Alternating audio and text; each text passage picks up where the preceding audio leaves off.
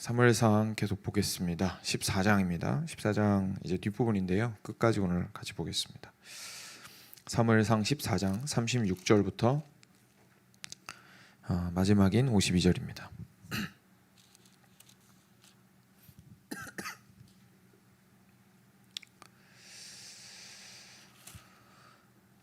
36절부터 52절까지 같이 교독하겠습니다. 제가 한 절 읽고 여러분 한 절 읽어주시기 바랍니다.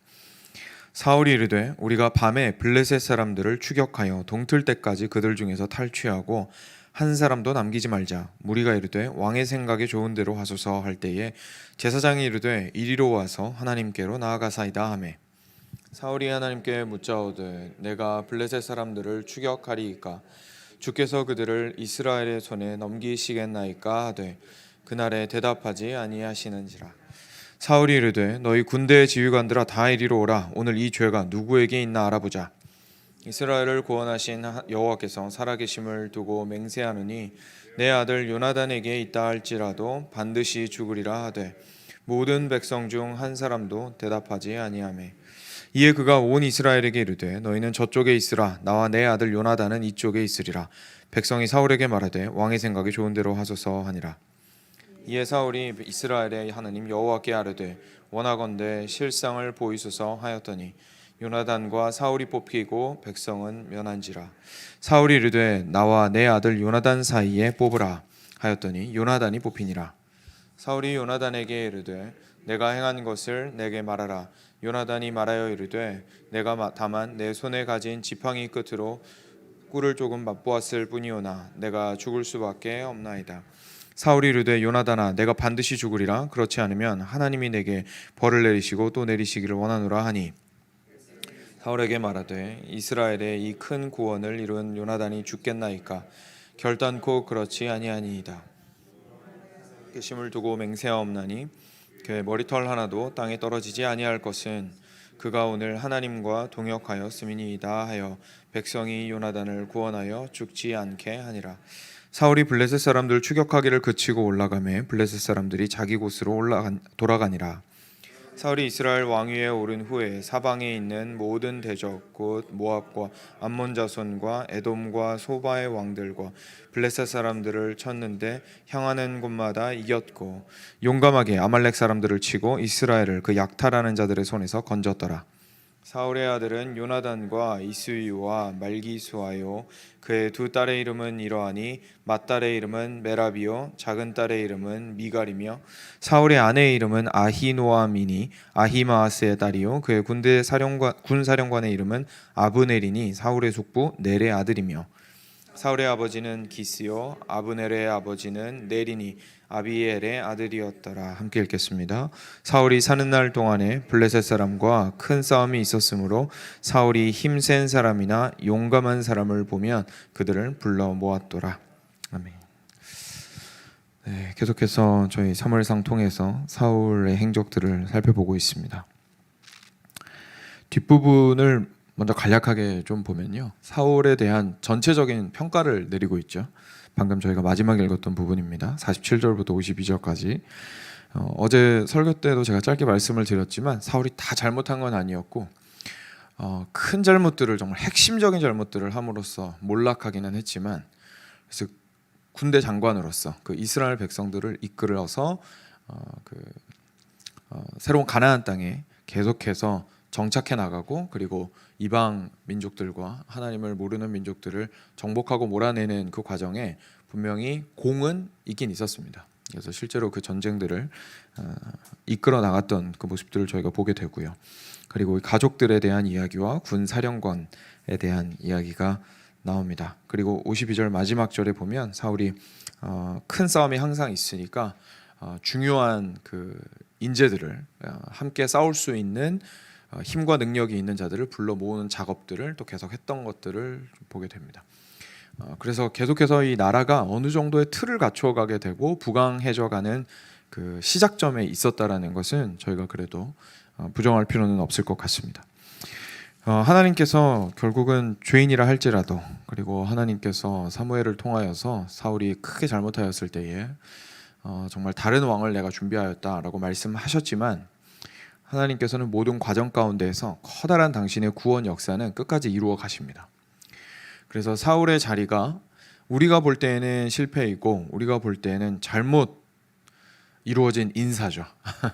인사를 지금 잘못한 거죠. 사람이 지금 엉망이 돼버렸으니까. 그래서 이스라엘 백성 전체가 함께 고통을 받게 되는 상황이 발생을 한 것인데, 저희가 볼 때는 그렇게 보이더라도 하나님께서 또 그 길을, 구원의 길을 이끌어 가실 때는 실패 없이 이끌어 가시고 모든 것을 더 큰 의미에서 하나님께서 주관하시면서 이끌어가고 계시다라는 사실은 저희가 항상 기억함으로 이 역사를 바라보아야 합니다. 그래서 사울의 마지막 평가들을 통하여서 그런 것들을 좀 볼 수가 있습니다. 그럼 이제 다시 돌아와서요, 첫 부분에 사울을 통하여서 저희가 또 보는 깨닫게 되는 것들을 함께 묵상해 보겠습니다. 36절입니다. 사울이 그 이스라엘 백성이 어저께 블레셋과의 싸움에서 그 전투에서 승리를 한 이후에 핏째로 고기를 잡아먹는 죄를 범하고 있으니까 그것을 막기 위해서 이제 커다란 돌판을 구해다가 피를 다 쏟아내고 먹도록 하였고요. 그리고 거기에서 처음으로 하나님 앞에 제단을 쌓게 됩니다. 그리고 나서 사울이 다시 이야기합니다. 우리가 밤에 블레셋 36절입니다. 우리가 밤에 블레셋 사람들을 추격하여 동틀 때까지 그들 중에서 탈취하고 한 사람도 남기지 말자. 무리가 이르되 왕의 생각이 좋은 대로 하소서 라고 이야기하는 것을 저희가 볼 수가 있습니다. 비록 하나님 앞에서 지금 제단을 쌓고 제사를 드리기는 했지만 지금 사울의 마음 가운데에는 약간 승리에 도취되었고 들뜬 마음이 저희가 느껴지는 것 같습니다. 그렇죠? 사울이 지금 이 전투에 승리를 하였고 그래서 완전히 무찔러서 그것에 대한 셀러브레이션도 했어요. 같이 이제 그 탈취물들을 같이 나누고 고기도 먹고 중간에 좀 문제가 되는 상황이 발생을 하긴 했지만 그래도 일단은 전리품들을 즐기는 상황까지 왔습니다. 그리고 나서 하나님께 감사의 제사까지도 드렸습니다. 근데 이게 뭔가 마음에 성이 안 차는 거죠. 확실하게 끝장을 냈으면 좋겠고 자신이 생각하는 승리라고 말할 법한 그런 승리를 정말로 얻고 싶었나 봅니다. 그래서 지금 백성들한테 이야기를 하는 거죠. 지금 그 하루 종일 아무리 방금 전에 뭘 먹었었더라도 하루 종일 그렇게 아무것도 먹지 못하게 하고 그리고 그렇게 아무것도 먹지 못하게 한 이후에 조금이라도 먹고 싸우면 저주가 있을 것이다라고까지 말을 하면서 아주 비합리적인 명령을 통해서 푸시를 해가지고 사람들을 싸우게 만든 이후에 승리를 하고 나니까 사람이 들떠서 또 어리석은 결정을 지금 하게 되는 겁니다. 아주 양극단으로 왔다 갔다 하죠. 처음에는 아무것도 못 먹게 했다가 지금은 우리 끝까지 쫓아가가지고 다 끝장을 내버리자 라고 하는 사울의 모습을 저희가 보게 됩니다. 근데 백성들은 결국은 지금 왕의 입술만 지금 쳐다보고 있는 거예요. 백성들은 지금 많이 지쳤을 겁니다. 그렇지만 자신들의 리더십이라고 생각을 하고 있는 왕이 그렇게 이야기를 했고 그리고 하나님께서 분명히 이 왕을 세우셨음이 명확했고 그리고 사무엘을 통해서 또 권면도 받았죠. 왕에 대해서 어떻게 해야 되는지에 대해서. 그러니까 백성들이 잘 알고 있었어요. 그래서 이 왕의 명령은 우리가 순종을 해야 하는 것이구나. 그러니까 그렇게 당신 뜻에 좋은 대로 행하십시오라고 말을 합니다. 사랑하는 여러분, 바로 이 점에서도 저희는 한 가지 아주 중요한 사실을 깨닫게 됩니다. 저희가 사람을 두려워하여서 또는 실패를 두려워하여서 또는 자신의 영광이 실추될까 봐를 두려워하여서 두려워 떨면서 그것으로 인하여서 결정을 하고 일을 행하게 됐을 때에 그 일을 아주 비합리적으로 하거나 자신의 고집대로 하거나 자신이 생각하고 있는 될 법한 방향으로 끝까지 밀어붙이는 사울과 같은 경솔한 모습을 보이는 것이 이제까지 저희가 봐왔던 모습이라면 오늘 보게 되는 모습은 그 이후에도 미치게 되는 후폭풍을 저희가 보게 됩니다. 하나님 중심으로 생각하지 못하고 올바르게 하나님을 두려워하지 않은 상태에서 이 전쟁을, 이 싸움을 싸운 사람의 승리는 그 승리 또한 위험합니다. 왜냐하면 그렇게 승리했을 때에 그 승리를 해석하는 틀이 완전히 달라지거든요. 내가 이제까지 나의 방법대로 이 일을 행하였기 때문에 이렇게 승리하였다라고 말하게 되는 마음을 우리도 모르게 가지게 됩니다. 그리고 그 승리 자체에 도취해 버려서 내가 이 싸움에 싸워서 이겼다. 그러니까 이제는 또다시 내가 나의 방법대로 어떻게 이 싸움을 더 화려하게 만들까? 이 승리를 어떻게 하면 잃어버리지 않고 계속 가져갈 수 있을까? 이 승리를 어떻게 하면 계속 나의 영광으로 삼을 수 있을까를 사람은 생각하게 됩니다. 그래서 그 마음의 중심이 무엇이냐에 따라서 일의 성과 패가 갈린다라고만 저희가 생각하면 안 됩니다. 저희는 보통 그렇게 생각할 때가 많죠. 하나님 편에 있으면 성 또는 승, 항상 성공하거나 승하거나, 하나님 편에 있지 않으면 패하거나 무너지거나 라는 생각들을 저희는 하게 됩니다. 그러니까 하나님 편에 있으면 전쟁 자체에서 승리하게 되고, 하나님 편에 있지 않으면 전쟁에서 패하게 되리라 라는 생각만 가지고 신앙생활을 하기 쉬운데, 사실 정말로 저희가 인생을 살아가면서 조심해야 하는 것은 겉으로는 승리했는데 왜 승리한지 모르고, 겉으로는 승리했는데 자기가 싸운 싸움에서는 이겼는데 그것을, 그 승리를 해석하는 눈이 여전히 어두워져 있는 겁니다. 그 승리를 하나님께서 주신 승리로 생각하지 못하고, 그 승리가 나의 힘으로부터 말미암은 것이라고 생각하지 못하고, 그 승리를, 그 성공을 이제까지 내가 해왔던 고집스러움과 나의 억척스러움과 나의 어떤 잔꾀와 나의 고민들로 말미암아 이것이 이루어질 수 있었다라고 자신의 승리를 자기 것으로 만들어버리게 되는 거죠. 그래서 승리는 했습니다. 아까 말씀드렸던 것처럼 여러 승리들을 이루었습니다. 사울이 그 집권하고 있으면서 하나님 나라의 확장에 어느 정도 기여를 했습니다. 분명히. 그렇지만 그 승리가 오히려 자신을 파멸로 몰고 가는 것을 저희가 보게 되는 겁니다. 승리할 때마다 오히려, 성공할 때마다 오히려 역시 내가 이렇게 하니까 되는구나 라는 방향으로 이 일들을 진행을 하게 되는 것들을 저희가 보게 되는 거죠. 사실 이게 진짜 무서운 겁니다. 정말로 우리가 조심해야 되는 건 하나님을 의지하지 않아서 현상에서 패하는 것을 두려워해야 할 것이 아니라, 내가 성공을 하든 실패를 하든 하나님을 떠나게 될까 봐 두려워해야 되는 겁니다. 그리고 성공을 하더라도 실패를 하더라도 하나님께 가까이 나아가게 된다면 요나단이 말한 것 같은 그런 태연함을 가질 수 있게 되는 거죠. 하나님께서 나와 함께 하시니 올라가라고 하시면 내가 올라갈 것이고, 내가 올라가지 말라고 하시면 나는 안 올라갈 것이다 라는 그 초연함을 가지게 되고, 그 평안함 가운데에서 성공과 실패를 누릴 수 있게 되는 겁니다. 요나단이 만약에 그 무기든 자와 함께 그 적진 앞까지 가가지고 그냥 바로 돌아왔다고 생각을 해보죠. 하나님께서 올라가라고 하지 않으셔서. 그래도 요나단은 평안했을 겁니다. 그렇지만 요나단의 그 행동 자체는 주변에서 보았을 때 실패라고 여겨질 수가 있겠죠. 하지만 하나님과 항상 함께 있는 것이 너무나 중요합니다. 제 부모님은 선교사역을 하러 중국으로 가셨습니다. 인생을 다 묻으려고 가셨는데 4년 9개월 이후에 저희는 돌아와야 했습니다. 그 당시에 한국에서는 실패한 선교사, 실패한 사역자에 대한 개념 자체가, 물론 지금도 그렇지만요, 거의 없었습니다. 겉으로 보았을 때는 저희 부모님은 실패한 선교사님입니다. 왜냐하면 그 사역지에 가서 충분히 교회를 일으키고 거기에서 정말로 많은 열매를 보고, 그 다음에 금이 환영해서 선교 보고 할 때마다 얼마나 이 사람이 늘었는지에 대해서 이야기할 수 있고 했으면 저희 부모님은 사람들이 보기에 정말 성공한 선교사님이다 라고 말을 했을 겁니다. 하지만 가장 가까운 곳에서 두 분을 바라본 저에게 가장 큰 감동을 주었던 것은, 저희 부모님은 제가 확실하게 말할 수 있는 것은 항상 거기에서 갈 때에도, 그곳으로 갈 때에도 하나님의 싸움을 싸우러 가는 거죠. 그 싸움을 싸우러 갈 때에도 하나님의 영광을 위해서 가신 것이었고, 자신의 영광을 위해서 구하여서 가신 것이 아니었고, 거기서 실패한 것을 인정하고, 그 실패가 사역의 실패는 아니었습니다만 사역이 어느 정도 진행이 되고 있었는데 어머니 건강이 안 좋으셔서 어쩔 수 없이 철수를 했거든요. 근데 그 상황에서 아버지께서 끝까지 욕심을 부리신 게 아니라, 이 사역의 성공을 끝까지 보려고 노력을 하신 게 아니라, 여기에서 하나님께서 그만하라고 하시는 것 같다, 가정을 지키기 위하여서 이거는 철수하는 게 맞는 것 같다라고 용단을 내리신 것을 보았을 때에, 그 결정 또한 그 가운데서 하나님과 함께하고자 하는 그 마음의 중심을 저는 가까이서 볼 수 있었습니다.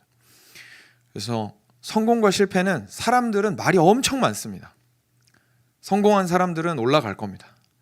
인기도 많아질 겁니다. 실패한 사람은 바라보는 사람도 없을 거고, 그리고 은근슬쩍 옆에서 지나가면서 판단하는 말들과 어쩌면 수덕거리는 말들이 있을 수 있습니다. 그렇지만 정말로 중요한 것은 우리가 그 과정들을 통하여서 하나님께 가까이 나아가고 있는가가 오히려 더 중요한 것이죠. 우리가 정말로 경계해야 되는 것은 성공하였을 때에 그 성공을 누구에게 공을 돌리며 그 성공으로 내가 무엇을 할 것인가, 어디를 내가 성공하였을 때에 함께 누구와 함께 있을 것인가 라는 것에 우리가 참으로 생각을 깊이 해볼 필요가 있습니다. 오히려 성공했을 때에, 승리하였을 때 그런 생각을 하기가 어렵기 때문이죠. 그래도 참 감사하게도 사울에게 그 생각의 방향을 정확하게 잡아주려고 하는 제사장이 있었습니다. 그래서 제사장이 우리 하나님한테 물어봅시다 라고 이야기를 합니다. 그런데 사울이 그래도 지금 아주 마음이 흡족해서 그런지 좋다고 얘기해요. 그렇죠? 그리고 이 사울이 머리로는 확실히 알고 있어요. 하나님 앞에서 이 일들을 해야 한다는 것을. 근데 계속 우리가 보는 것은 마음의 조급함과 마음이 앞서는 것이 자신의 머리로서 알고 있는 하나님 앞에 나아가고 하나님을 먼저 경배해야 된다는 사실보다 자꾸 이 마음이 앞서는 거죠. 사울을 보면. 근데 일단 알고 있었기 때문에 조언이 들어와서 그래, 좋은 생각이다. 우리 하나님께 물어보자라고 이야기합니다. 근데 사울의 그 너그러움은 딱 거기까지였습니다. 왜냐하면 하나님 앞에 물었는데 하나님이 침묵하셨어요. 그러면 계속 기다려야죠. 근데 사울은 다시 한번 조급증을 냅니다. 그러면서 사람들 불러 모으죠. 군대 리더십들 다 불러 모읍니다. 도대체 누가 잘못한 거냐? 여기에서 사울은 자신이 잘못했을 수도 있다라는 생각을 추호도 하지 않는 것을 저희가 보게 됩니다. 이 문제가 이스라엘 전체의 수장인 나의 문제일 가능성이 분명히 있다라는 생각을 지금 사울은 하지 않고 있습니다. 도대체 누가 잘못한 거냐라고 군대 장관들을 다 불러 모았습니다. 그리고 그 가운데 아주 자신 있게 아들 요나단과 함께 한 편에 딱 서서 우리는 걸릴 이유가 전혀 없지라는 마음으로 우리 두 편에 갈라서 누구인지 하나님의 뜻을 물어보자라고 하면서 아주 자기 뜻대로 또 어리석은 결정들을 하게 되는 것을 저희가 보게 됩니다. 그래서 두 패로 딱 가른 다음에 제비를 뽑죠. 그랬는데 생각지도 못하게 자기랑 요나단이 뽑혔어요. 둘 중에 하나 또 뽑았더니 이번에는 요나단이 뽑혔습니다. 요나단한테 물어보죠. 도대체 무슨 일을 했냐? 또 요나단이 대답합니다. 제가 뭐 별거 한 건 없고요, 아버지. 제가 꿀 찍어 먹었습니다. 꿀 찍어 먹고 눈이 띄어서 제가 싸움에서 이겼습니다라는 말은 안 했지만 결국은 네, 그 꿀을 찍어 먹고 싸움 이후군요. 싸움 이후에 힘을 얻었고 그리고 그것도 소생했습니다라고 말을 하진 않았지만 그냥 꿀을 찍어 먹었습니다. 그런데 당신께서 그렇게 말씀하셨으니까 제가 죽음에 처할 수밖에 없겠네요. 라고 거기에 또 순복하는 요나단의 모습을 또 보게 되죠. 사울 왕은 여기에서 또 눈이 어두워져서 이 아들을 죽이겠다고 실제로 말을 합니다. 그러니까 정말로 지금 자신이 만들어낸 세상 안에서 자신이 생각하는 방법대로 완전히 거기에 초점이 맞추어져서 다른 정말 중요한 것과 본질적인 것은 보지 못하고 계속 그 길로만 고집스럽게 따라가는 사울의 모습을 우리가 지금 볼 수 있습니다. 왜냐하면 이쯤 되었으면 사울이 시야를 아차 싶어서 주변을 둘러보고 정말 중요한 것은 지금 당장 내가 저기에 가서 저 적군을 마지막까지 깡그리 쓸어버리는 것이 아니라 하나님께서 오늘의 전투를 승리하게 하셨음을 기억하고 감사드리고 우리 수고한 병사들과 우리 장군들과 우리 아들을 치하하고 격려하고 지금은 쉴 때구나라고 상식적으로 합리적으로 판단을 했을 겁니다. 그런데 사울은 그렇게 하지 않고 지금 현재 그것에 매몰되어서 승리에 도취된 나머지 이 적군을 완전히 끝까지 쫓아가서 내일 아침까지 박살을 내버려야겠다 라는 생각에 완전히 함몰되어서 지금 그 일을 그르치게 만든다고 생각되는 모든 장애물들을 다 정죄하고 있는 겁니다. 지금 정작 중요한 건 오늘 질 수밖에 없었던 그 싸움을 지금 내 눈앞에 있는 이 아들 덕분에 이길 수 있게 되었다라는 생각은 못하고 있는 거죠. 정말로 중요하고 정말로 본질적이고 정말로 감사해야 하고 정말로 기뻐해야 할 일은 어디론가 사라져버리고 지금 당장 내 마음에서 일어나는 그 조바심과 그 욕망을 이루지 못해서 지금 안달이 나서 주변 사람들까지도 죽이기까지, 자기 아들을 죽이기까지도 서슴지 않으려고 하는 우리 사울의 아주 좁고 어두운 눈을 저희가 보게 됩니다. 저희들의 삶 가운데에서 그럴 때가 참 많이 있죠. 저희들의 고집이, 저희들의 살아가는 삶의 방식이, 그리고 사고 방식이 끝까지 그것을 고수하려고 할 때에 참 좋은 방법이고 스타일이고 자신의 삶의 경험에서 우러나온 판단의 결과일 수 있습니다만, 그것보다 더 중요한 것은 항상 그것들을 하나님 앞에 진솔하게 그리고 겸손하게 내려놓고, 하나님 정말로 제가 가야겠습니까? 라고 묻는 그 기도 안에서 이 길들을 가는 것들이 참으로 중요한 겁니다. 그래서 하나님께서 침묵하실 때에, 지금 저희 식으로 얘기하면 저희가 뭐 하나님께서 항상 음성을 막 들려주시고 이런 건 아니니까요. 그런 걸 기다리라는 뜻은 아닙니다. 이건 무슨 뜻이냐면, 하나님의 원리가 불분명할 때에, 하나님의 뜻대로 이 길을 어떻게 가야 하는지가 불분명할 때에, 저희가 예를 들자면 예수 그리스도의 산상수훈의 말씀에 비추어 보았을 때 그 참된 진리와 원리와 원칙에 부합하는 삶인지가 판단하기가 상당히 힘들 때에는 먼저 그걸 판단하려고 노력을 해야 되는 겁니다. 하나님 앞에서. 하나님께서 참되게 일하라고 하셨는데 참되지 않고 거짓된 방향으로 내가 일을 하고 선택을 하려고 하고 있다면, 하나님께서는 하나님을 두려워하는 마음으로 평안한 가운데 선택하고 결정하고 또 강하고 담대하게 그 길을 가라고 하셨는데, 두렵고 떨리는 마음으로, 사람을 보는 마음으로, 상황에 함몰된 마음으로 내가 현재 결정을 하고 있다면, 이런 식으로 판단을 해보는 것이죠. 그리고 하나님의 길이 아니라고 판단이 되면 빨리 돌이켜야 되는 겁니다. 우리 제사장이 사울한테 이야기를 했던 것처럼 그 길이 명확하게 인간의 길임에도 불구하고 계속해서 가려고 했을 때에, 그래도 이 길이 맞는 것 같은데, 그래도 이렇게 하는 게 도저히 내가 하나님께서 하라고 하시는 것은 무모해 보여서 내가 할 수가 없다. 사람들이 나를 뭐라고 말할지 나로서는 도저히 수용하기 힘들 것 같다. 그 결과를 나로서는 감당을 할 수가 없다. 난 예상 가능한 결과가 있는 이 길로 나는 가겠다 라고 저희는 대부분 선택을 하죠. 그래서 그 길로 계속해서 가게 될 때에 결국 우리가 얻게 되는 실패는 정말로 더할 나위 없이 아픈 실패가 될 것이고, 저희가 성공을 하더라도 사울이 그랬던 것처럼 저희 자신의 공으로 돌리면서 하나님으로부터 멀어지게 되는 결과를 가져오게 될 겁니다. 그래서 지속적으로 하나님을 두려워함으로 일하는 것이란 무엇인가? 하나님을 경외하는 마음으로 살아가는 것이란 무엇을 의미하는가? 하나님을 경외하는 마음으로 저 사람을 대하는 것이 무엇을 의미하는가에 대한 질문들을 저희가 계속해서 해가면서 그 길들을 걸어나갈 필요가 있는 것이죠. 그랬을 때에 우리의 실패는 실패가 아니게 될 겁니다. 왜냐하면 하나님의 이야기 안에서 이루어진 실패이기 때문에 그렇습니다. 그리고 그때는 성공하게 되면 더 크게 기쁠 겁니다.